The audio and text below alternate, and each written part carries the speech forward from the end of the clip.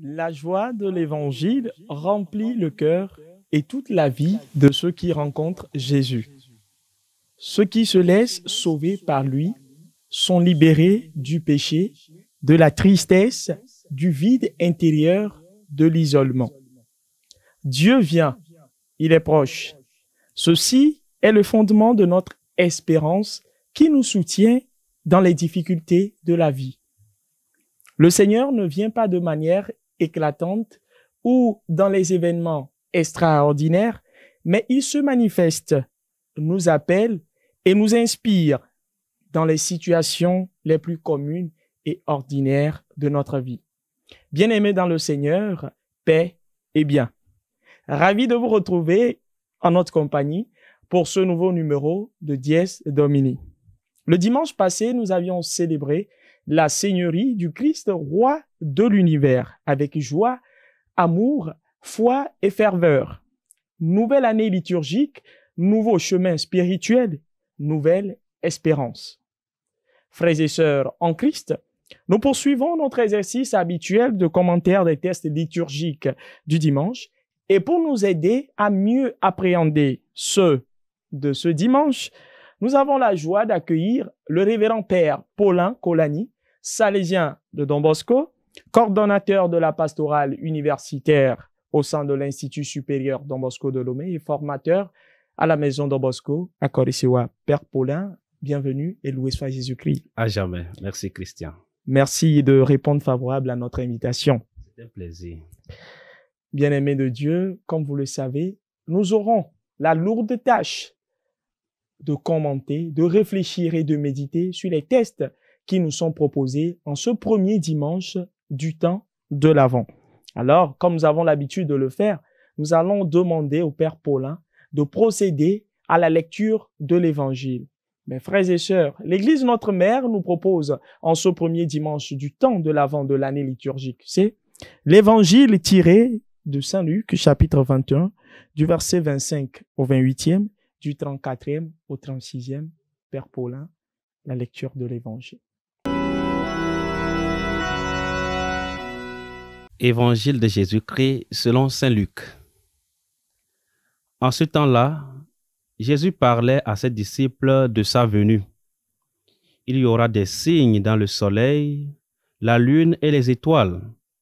Sur terre, les nations seront affolées et désemparées par le fracas de la mer et des flots.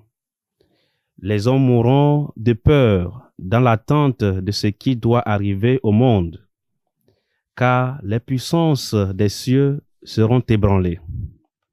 Alors, on verra le Fils de l'homme venir dans une nuée, avec puissance et grande gloire. Quand ces événements commenceront, redressez-vous et relevez la tête, car votre rédemption approche. Tenez-vous sur vos gardes, de craindre que votre cœur ne s'alourdisse dans les beuveries, l'ivresse et les soucis de la vie, et que ce jour-là ne tombe sur vous à l'improviste comme un filet. Il s'abattra en effet sur tous les habitants de la terre entière. Restez éveillés et priez en tout temps. Ainsi, vous aurez la force d'échapper à tout ce qui doit arriver et de vous tenir debout devant le Fils de l'homme. Acclamons la parole de Dieu. Louange à toi, Seigneur Jésus. Merci, Père, pour la lecture de l'Évangile. Père Paulin, avant d'entrer dans notre exercice habituel, permettez-moi de prendre un peu la température au niveau de l'Institut Don Bosco pour voir comment se passe la pastorale universitaire, également la formation des post-novices à la maison Don Bosco. La température est bonne. Merci déjà pour cette question. Au niveau de l'Institut, nous poursuivons notre marche dans la foi, dans l'espérance. Déjà, nous sommes en train de vivre la 9e semaine des cours. C'est-à-dire que d'ici peu, nous allons terminer avec le premier semestre et entamer avec les examens. Au niveau de la maison Don Bosco, les confrères se portent très bien, et les confrères formateurs ainsi que les étudiants. Okay. Nous sommes dans la mouvance de l'espérance et l'esprit nous accompagne avec ce temps. Et surtout que c'est une nouvelle année liturgique qui commence.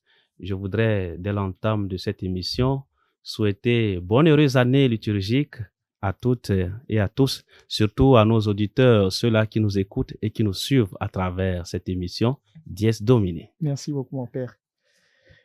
Et donc, la température ainsi prise, mon Père, nous entrons dans une nouvelle année liturgique et bien dans un autre temps, le temps de l'Avent. Et pouvez-vous déjà nous donner une idée générale de ce qu'est le temps de l'Avent et pourquoi il est si particulier dans le calendrier liturgique? Merci. Et l'année liturgique, l'Église, notre mère, est pédagogue et selon cette pédagogie, nous propose de méditer, disons, les textes de la Bible de façon structurée en 3 cycles. Nous avons le cycle A, le cycle B, le cycle C. Et chaque cycle commence le premier dimanche de l'Avent et se termine avec la fête, la solennité du Christ roi de l'univers. Le dimanche dernier, comme vous l'avez souligné au début de cette émission, nous avons eu cette joie de célébrer le Christ roi de l'univers, le roi des rois. Et cela refermait déjà, disons, cette année liturgique, année B. Nous sommes en train de commencer une nouvelle année liturgique, l'année liturgique C, avec ce temps de l'Avent. Le temps de l'Avent, chaque temps de l'Église est important. Mais moi, j'aime beaucoup ce temps de l'Avent parce que la couleur, les chants, tout le décor nous invite à quelque chose de très beau, à un temps d'espérance, à un temps d'attente. Bon, parce que l'étymologie de avant, c'est adventus, c'est-à-dire on attend quelqu'un qui vient. Et dans ce contexte, nous attendons l'arrivée du Messie, de l'Emmanuel, celui qui vient sauver le monde entier. Et c'est une grande joie qui nous anime déjà, même si nous attendons. Et en plus, je crois que ce temps sera marqué d'un saut spécial en cette année où nous nous apprêtons à commencer l'année du jubilé ordinaire, l'année de l'espérance.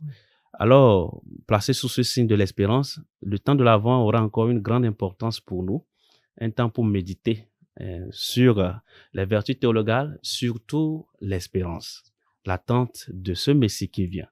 Pour nous, chrétiens, chrétiennes, ce temps de l'Avent a tout son sens et se situe dans ce contexte-là d'espérance, de vigilance, d'attente, de prière. Et d'ailleurs, c'est ce que nous allons souligner dans les textes liturgiques qui nous sont proposés en ce dimanche.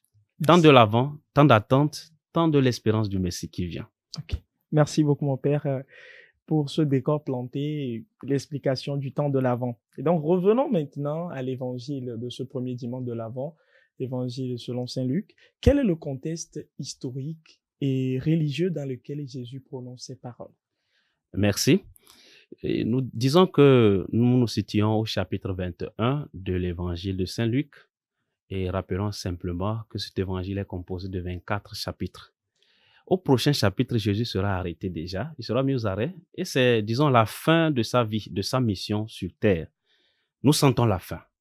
Voilà pourquoi Jésus, voyant venir à la fin, il prononce un discours eschatologique, un discours qui nous annonce déjà les couleurs.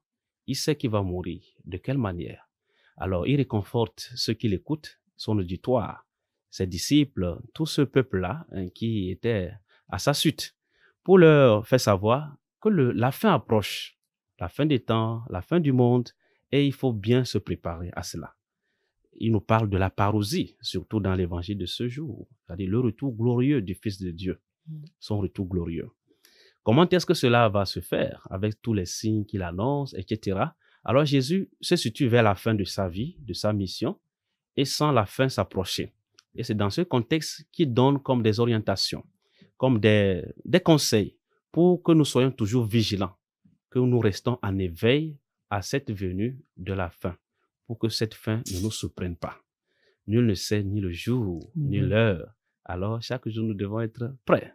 Bon, c'est vrai que je me rappelle bien dans Marc chapitre 13, verset 32, Jésus semble ignorer le jour et l'heure, ce qui peut nous paraître paradoxal. Si le Fils de l'homme ignore le jour et l'heure, bon, nous sommes perdus, n'est-ce pas? Oui, bien évidemment. Mais nous gardons toujours espérance.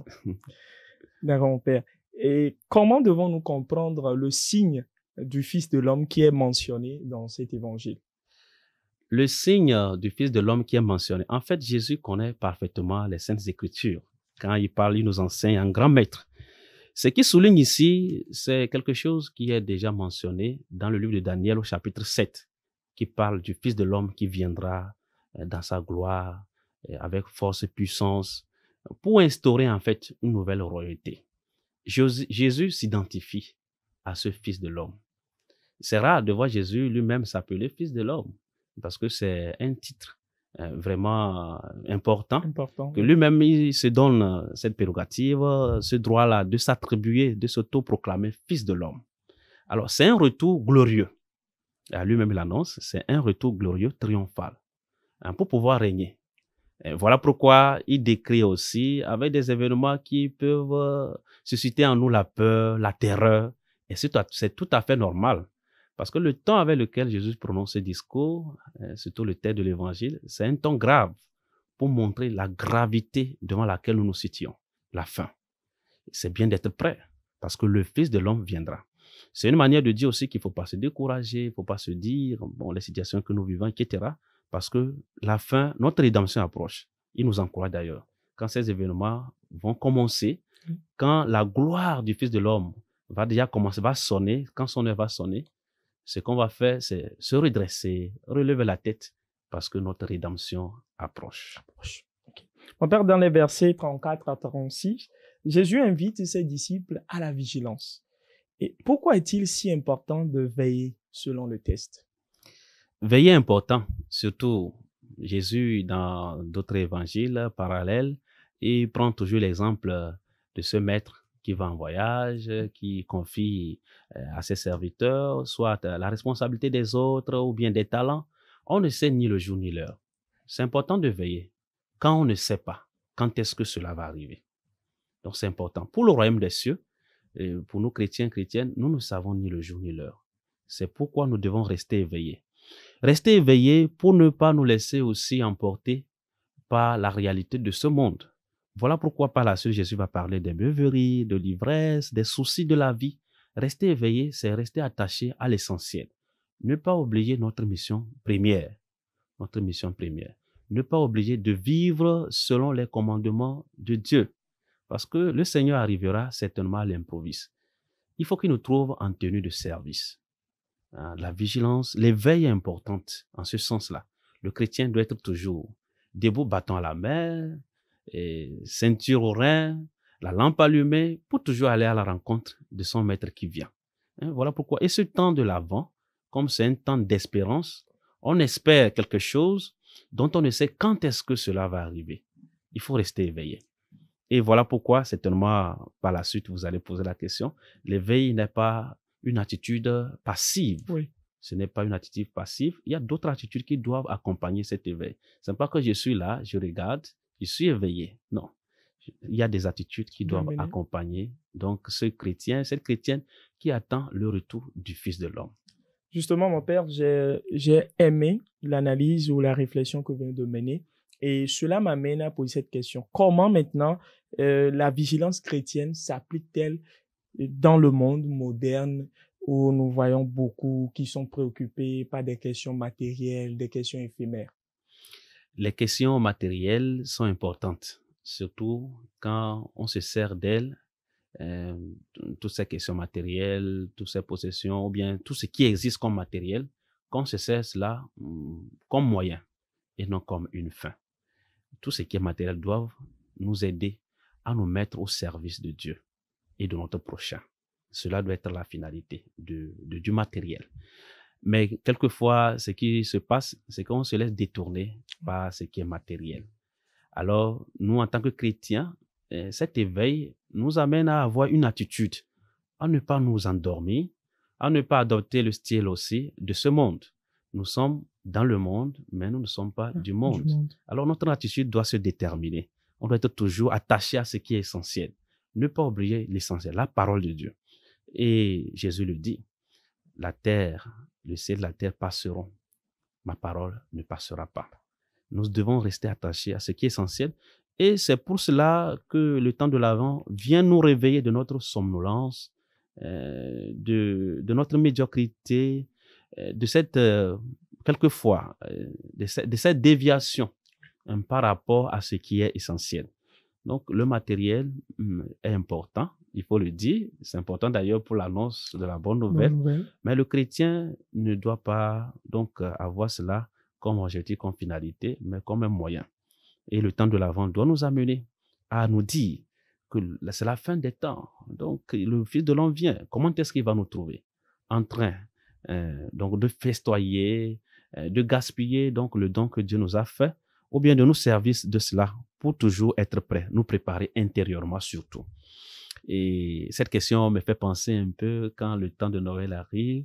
Ce qui importe beaucoup aux Voilà. enfants, ce sont les cadeaux, Oui. Papa Noël qui viendra avec oui. tout, les tenues, non, Oui. quand il faut Il faut bien de nouvelles tenues, s'habiller, nouvelles tenues, nouvelles fêtes, etc., le décor.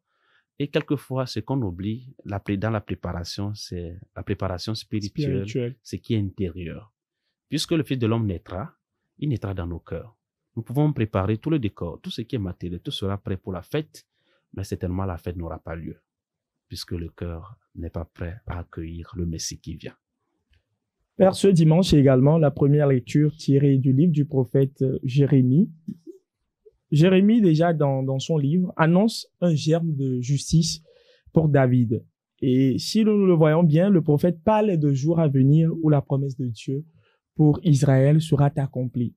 Pouvez-vous nous expliquer ce que germe de justice signifie et quel lien cela a avec le temps de l'Avent?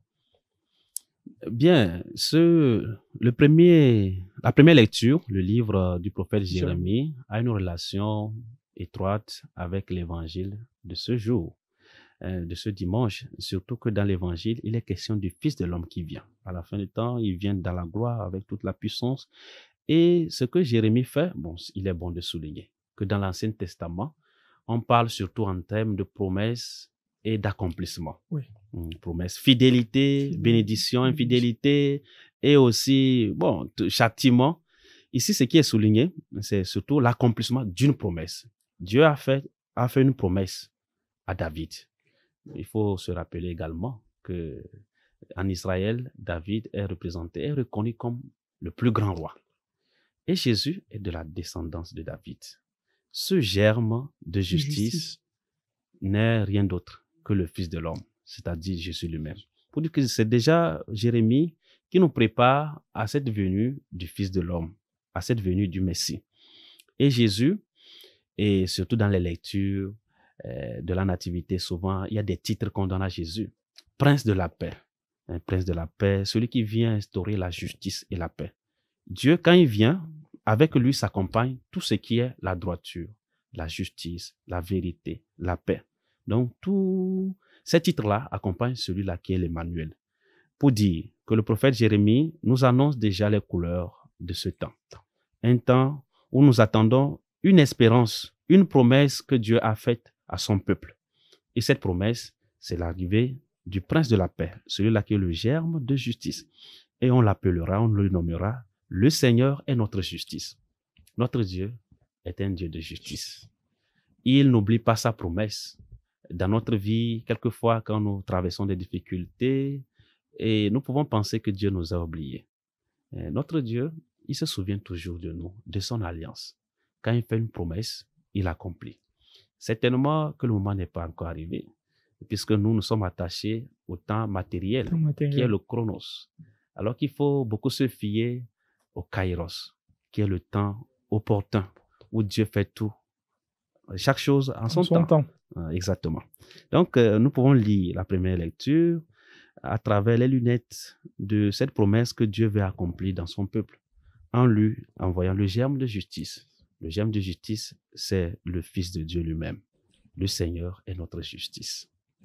Je crois également qu'à ce premier dimanche du temps de l'Avent, Saint Paul prie pour que l'amour entre les chrétiens se renforce et que leur cœur soit affermi dans la sainteté à l'approche de la venue du Seigneur.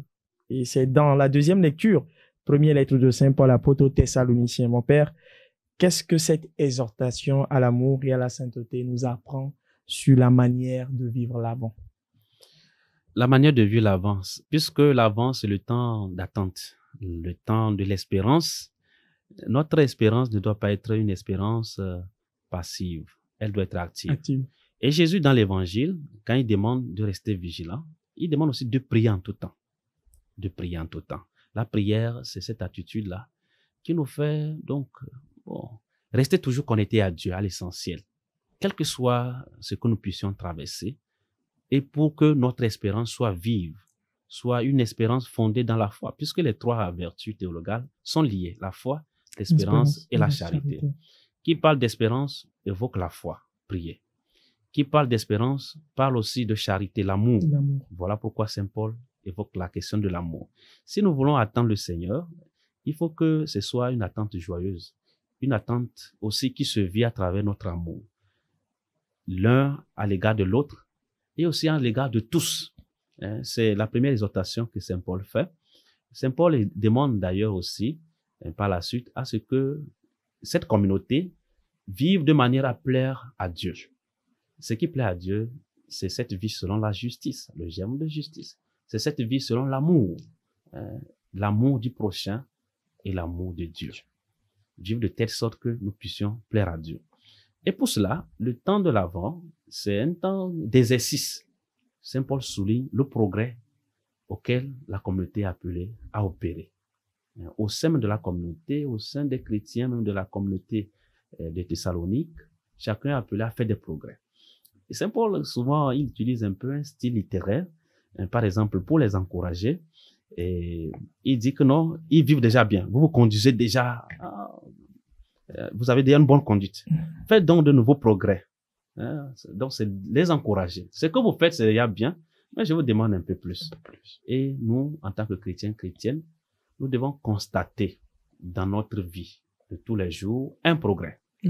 Voilà notre temps, une opportunité que le Seigneur nous offre pour faire des progrès dans notre vie spirituelle. Des progrès pour aimer davantage Dieu lui-même. Et cet amour doit se manifester à travers l'amour que nous avons les uns à l'égard des autres. Père, également, nous allons faire un clin d'œil sur le psaume responsorial de ce dimanche. Vers toi, Seigneur, j'élève mon âme, vers toi, mon Dieu. Je pense que c'est le psaume 24 et c'est une prière de confiance et d'espérance. Mais parlez-nous de ce psaume et de la manière dont il nous invite à nous préparer à la venue du Seigneur. Souvent, le psaume est une réponse à la première lecture, puisque la première lecture nous parlait de l'accomplissement d'une promesse, le germe de justice. Et dans le psaume, si on voit bien, il y a le mot justice qui apparaît encore, pour nous montrer que notre justice, notre attente n'est pas vaine. L'accomplissement de la promesse de Dieu se fait réalité. Vers toi, Seigneur, j'élève mon âme, vers toi, mon Dieu. Ce n'est pas une promesse abstraite, c'est une promesse qui s'accomplit.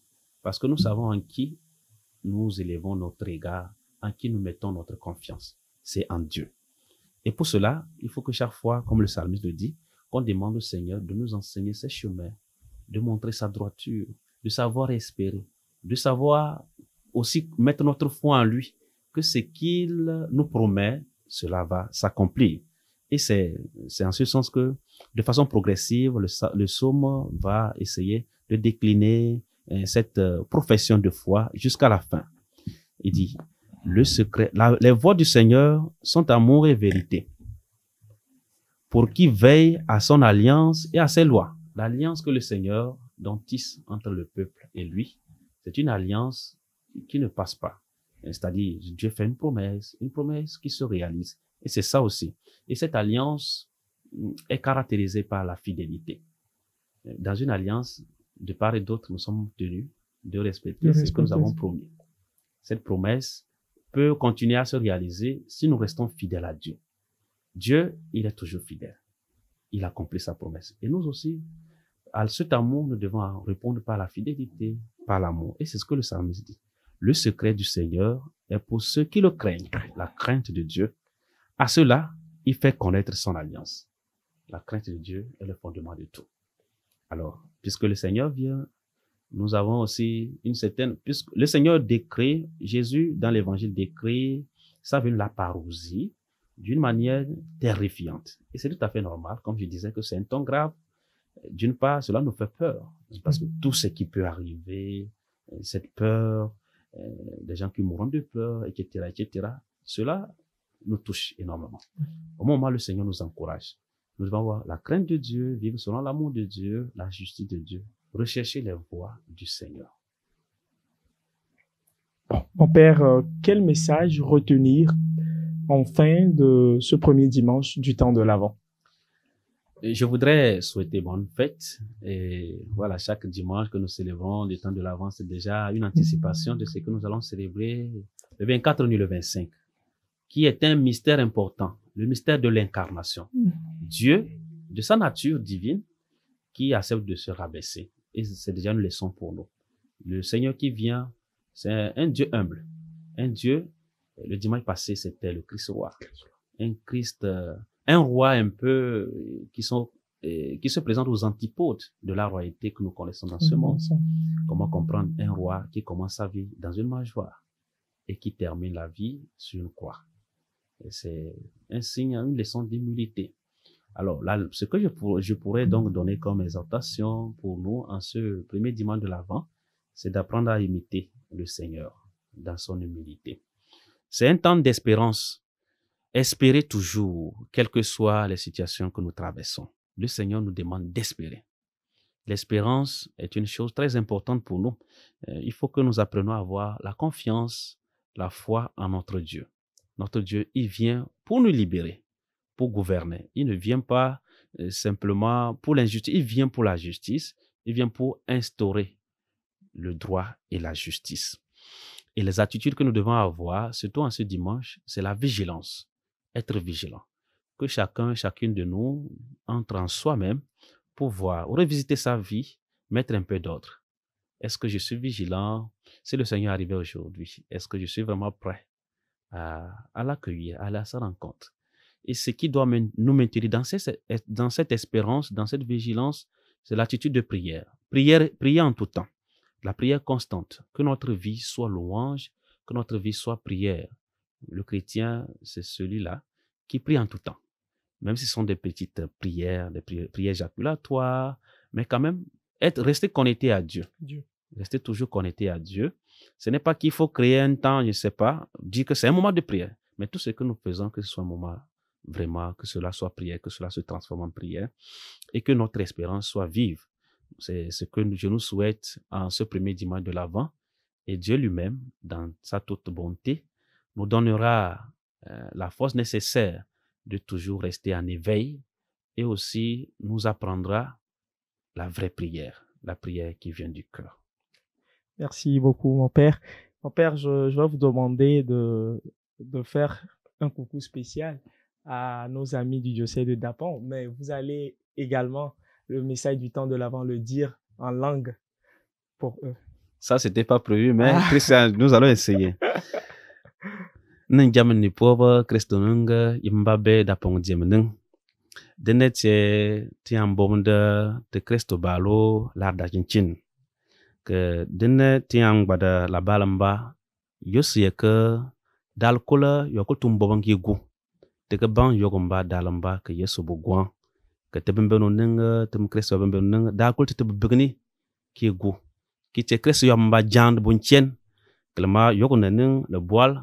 Que tingi gu yesu gwonu que bien ki jan yo kultu le tie la balamba que mbo ngai dene larne ninga que tu dans Yesu Christ mba bal on ba tie la fia na biga o gi balé on lan soit que te pala ninga que te tient yalamba ko bo frega que jit que te ngam te pala langi tie ngagamba ko bo freki bele ninga que soit ko lo bembeno ninga danana tengi bobon ka gu ti dans Yesu Christo balu wonon batie lafia na biga wonon batie bat ka bal ka tetem lafia ka te bembono ninga temfreki na yono lanen te la balamba ka mo ba mngai dinne. Merci beaucoup, mon frère. Je vous en prie, je me suis essayé quand même. D'accord, mon frère. Merci quand même d'avoir accepté de nous aider encore à mieux comprendre les textes de ce dimanche. Et transmettez nos salutations fraternelles à toute la communauté de Don Bosco. Je ne manquerai pas. Merci infiniment. Merci beaucoup. Et merci à vous, chers téléspectateurs, de nous avoir suivis. L'Avent, c'est un temps privilégié pour se recentrer sur l'attente du Christ.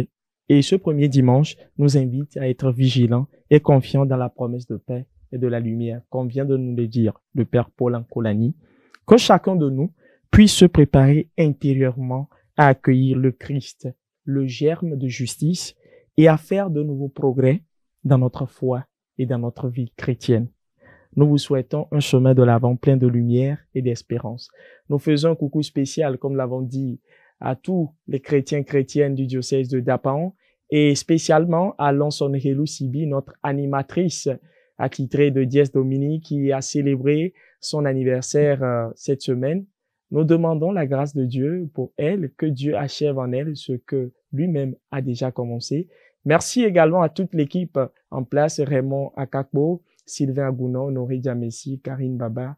Merci également au révérend Père Directeur, Père Eric Boutor. Jusque-là, portez-vous bien, que la grâce de Dieu vous accompagne toujours. Au revoir.